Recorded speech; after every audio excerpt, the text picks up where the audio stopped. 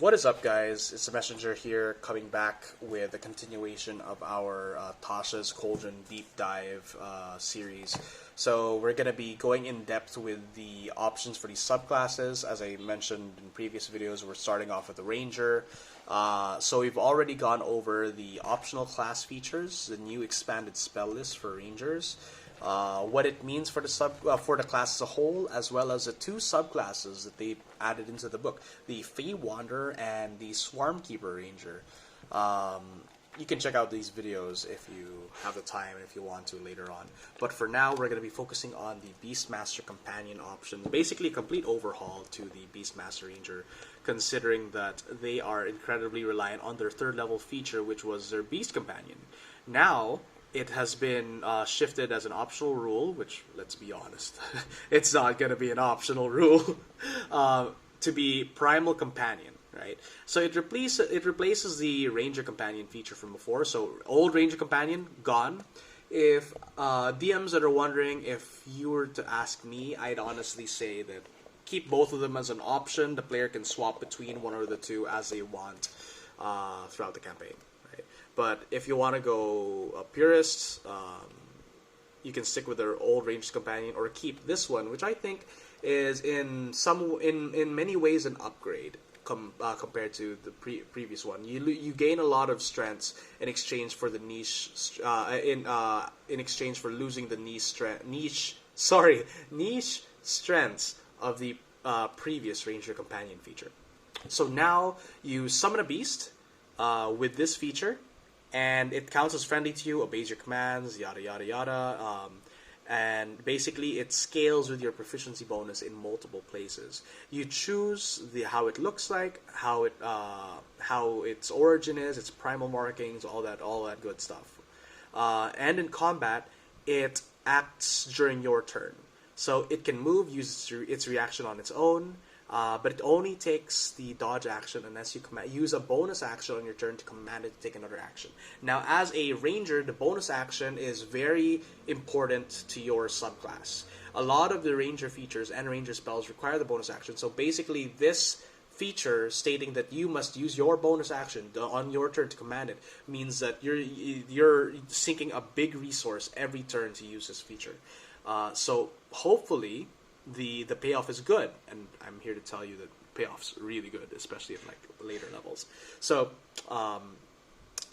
you get to choose your primal beast from these three options: land, sea, and sky, each of which being pretty self-explanatory based on the name alone.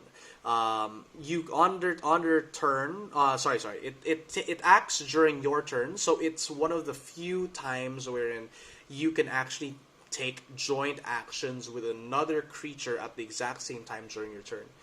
So that means while you move, you can break up portions of your movement and have the beast move as well. You can maneuver at the same time to, say, get flanking on an opponent if you employ flanking rules from the DMG, right? You can make an attack and have the beast make an attack after you, and then, the works, right?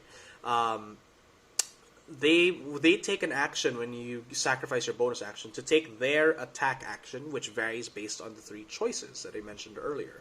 And if it dies within the last hour, you can use your action to touch it, expend a spell slot of first level or higher, and it returns to life with all hit points restored after 1 minute. Now, there are a lot of shenanigans that can happen here, like imagine a ranger in the middle of combat, their beast dies, and then they return to life mid-combat. It'll take a minute, 10 rounds, right?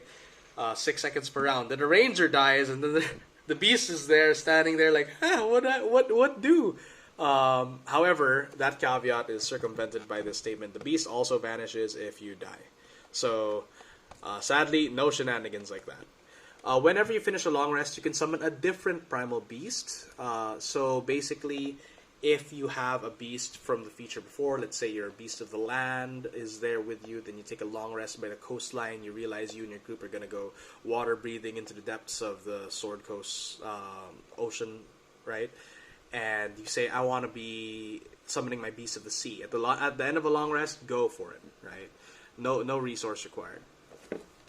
So it's already got a lot more survivability with that statement alone, as a previous Ranger companion feature required you to basically use an action to command your beast, and you could make attacks after the fact once you got certain levels in the subclass, right?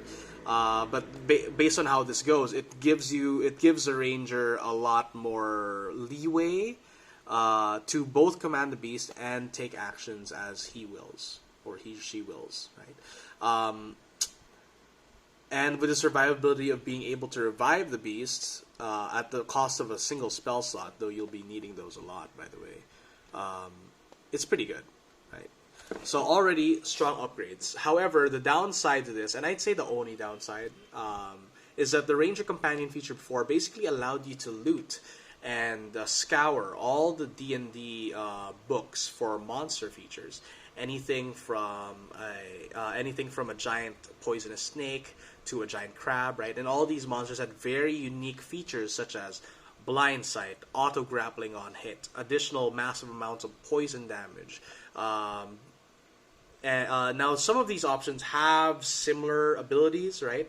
But they don't fill in like massive niches, unlike the previous Ranger Companion feature did.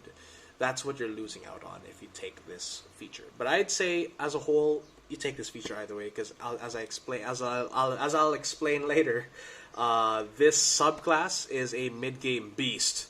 Fighters, they're popping off at like what, 3 attacks at level 11, right?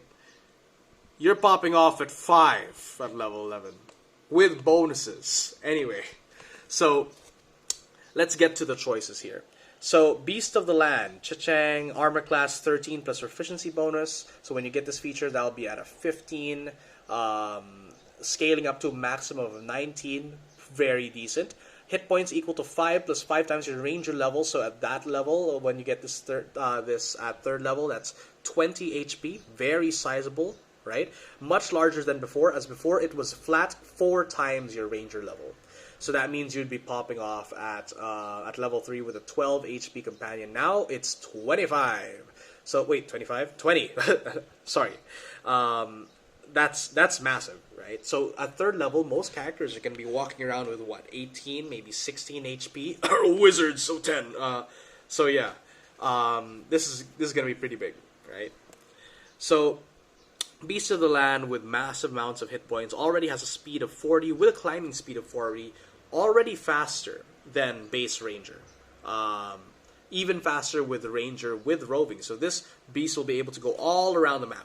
More importantly, it's got some interesting things. Dark Vision, always useful, but the charge feature allows it to deal additional damage after moving 20 feet. That's why the increased movement speed will be very helpful, right?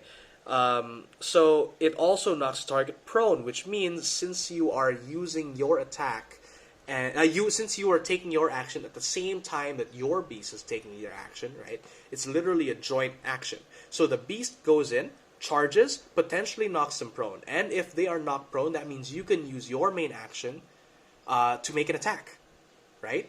And it also allows your beast to, if the target remains prone for some reason, deal more damage, right? Be more likely to deal damage again on our next turn.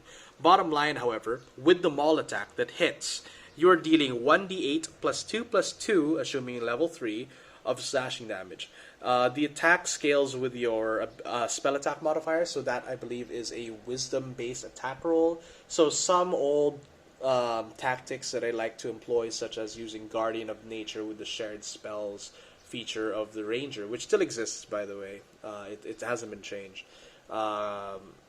Shifting Ranger to Primal Beast with Guardian of Nature because of the strength, right? By the way, Guardian of Nature is a Xanathar's Guide spell. Super in love with that spell. Absolutely favorable. Super good. But now, since it's no longer a strength-based ability, it's now a wisdom-based ability, you can't choose a Primal Beast option and expect to have the same results. Now you're going to be using Great Tree option from that Guardian of Nature spell. Anyway, so you're looking at 1d8 plus 2 plus 2, so that's around a minimum of 5 to 12 damage max. Scaling up to 9 to 9 to 16 damage. That's pretty good. That's pretty good, right? Especially because that's 5 to 12 damage as a bonus action. Now add that with the extra d6, that scales up a little bit nicer with 6 to, what's this, 6 to 17 damage, right? You're not going to be able to get it off all the time, though it's nice, right? Moving on to the next option here, we've got Beast of the Sea. Armor class of 13 plus proficiency bonus, right? Let me just zoom in a little bit here. Boom, right? Hit points, same as before. So, however, the speed has been changed a lot. So basically, Beast of the Sea, almost unusable on land, right? As it has a 5-foot movement speed. However, it is fast. It's almost the fastest option among these, save for Beast of the Sky, in water. And no other option from these three options can go into water and hope to have this amount of speed, right? This maneuverability, right? Because it has a swim speed, it also does not suffer from disadvantage on attack rolls while underwater, so that's really good. Popping off with Dark Vision, the Amphibious trait, nice. But the best thing about this option here is the Binding Strike on its melee attack. It's an auto grapple, much like a crab from before, though it uses your spell save DC, dealing a decent amount of damage, much less compared to the Beast of the Land, as it has no option for charge. But that auto grapple, very good. Only downside is that unlike a lot of other creatures with the grapple option, it cannot grapple another target. So basically you've got, let's say, an octopus, but it functions only as having one real tentacle that latches on, right? You can't use this attack on another creature unless you decide to let go of the grapple, which, you should note, can be done at any time. Your turn, anyone else's turn, right? So, you can actually use this Binding Strike to say, attack a target, keep him grappled, move through water, use it at 30 feet because difficult terrain because you're grappling another target, right? And then at the start of your next turn for the beast, end the grapple on the other target, grapple another one. So you're basically gonna be annoying a lot of people with this Binding Strike feature. Very nice, right? Though you do need to be in a situation where you've got the target in the water. Beast of the Sky, same amount of armor class, surprisingly. 13 scaling up to, minimum 15 scaling up to 19, very good. Hit points much lower, 4 plus 4 times your ranger level. So unlike the others, which were both 5 plus 5 times your ranger level, this is 4 plus 4 times your ranger level. Still slightly better than old ranger beast companion, but hey. Power creep. Speed on land 10 feet, slower than Beast of the Land, faster than Beast of the Sea, but very maneuverable in air with a 60 feet movement speed and decent dark vision with 60 feet. It has the flyby feature, meaning that it's going to be able to go in and out of combat real easy, slightly lower damage dice, however better damage values, and I would say while it seems like 1d4 plus 3 seems strictly worse than 1d8 plus 2 or 1d6 plus 2, I'd say that the base damage increase of an additional 1 it makes it still be able to like keep up the par. And this thing, it's not like you're gonna want it to like go in the front lines anyway. It's gonna be flying in, making its shred attacks, and dipping out safely, right? If the enemy wants to reach it, they're gonna have to sacrifice archers or like magic in order to get it down. And to be honest, the best part of the Beastmaster subclass is that any damage that is targeted on your beast is damage that is missed on your actual teammates. Think of it as, imagine having a party of 4, but the Beastmaster brings in his Beast Companion with more HP than most of the other members of his group, by the way, until mid-game, right? Unless the group has a Barbarian. And he basically adds a 4th body to the team, right? That's the appeal of the Beastmaster, right? So now that we have the options broken down, let's go on to explaining how this will be very powerful, right? Let's see. Where is this? That's it? It's just one page?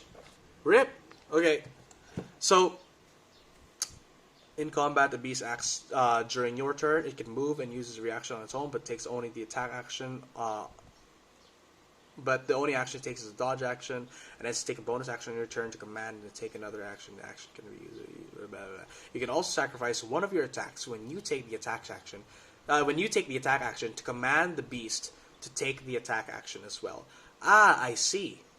So, if you are going to, as a bonus action, you can command it to attack, and on your main action turn, when you take the attack action, you can sacrifice one of your attacks to make the beast take their attack action, right? So that means that at level 3, you are getting 2 attacks per turn. Bonus action, attack with the beast. Main action, attack with you. So that's actually quite potent, as you're dealing anywhere from... You're dealing an average of 20 damage easily, right? Maybe 25 every turn at 3rd level. You're basically going to be taking down every single target you're up against, right? So, what does that mean in terms with the Beastmaster subclass as a whole? Take note that the Beastmaster subclass, I believe at level 11, gives them a special ability which allows their beast, whenever it takes the attack action, to take 2 attacks instead of 1 regular one. So that means that once you hit level 11, as a bonus action, you command your beast to attack, and it attacks twice. For, let's say, a Beast of the Land without the charge feature, 2d8 plus 2 plus 2d8 plus 4 plus 6, right? So that's 2d8 plus 10. Then, on your turn, you take your main action, make a normal attack, right? Maybe apply your favorite enemy if you want to for more burst, right? And then you sacrifice one of your attacks to specifically allow your beast to take the attack action. Now, with the ruling stated in the player's handbook, that means that that feature allows your beast to attack another 2 times. So that means a total of, just from your beast alone, 4d8 plus 8, plus 8 plus 12. 4d8 plus 8 plus 12. So that's a total of 48 plus 20 damage from the beast alone, plus an additional attack from you, applying whatever favorite enemy damage you want, whether you want to or not, right? So that's a massive amount of damage. 5 attacks at level 11 is going to be insane, especially when it's going to be from multiple sources, potentially applying this binding strike or the charge that knocks them prone for even more damage, right? This subclass is going to be a mid-game powerhouse, and that, coupled with all the new Ranger's abilities, makes Ranger in a really powerful spot right now. And I would say that at 3rd level, a Beastmaster is probably one of the most powerful subclasses you can pick. Like, I can't imagine a Beastmaster losing, quote-unquote, one-on-one against any subclass out there, which is really nice because Rangers don't really get a lot of love all the time. Hopefully through these videos you guys have seen that they're quite capable damage dealers, very capable in and out of combat, especially with these new changes shifting their focus to from what I'd say focus on exploration to exploration and combat ability. I'd say this is pretty good. So that's it for my video series on the Rangers. And